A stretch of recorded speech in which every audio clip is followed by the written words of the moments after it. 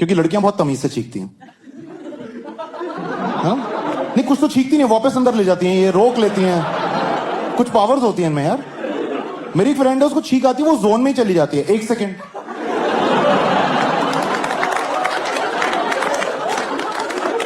गई। मैं क्या आत्मा बुलाई थी क्या? और ये हम लौंडों को छींकते देख लो, हम आदमियों को। हमारी छींक नहीं होती, हमारा परफॉर्मेंस होता है। देखा कभी किसी अंकल को?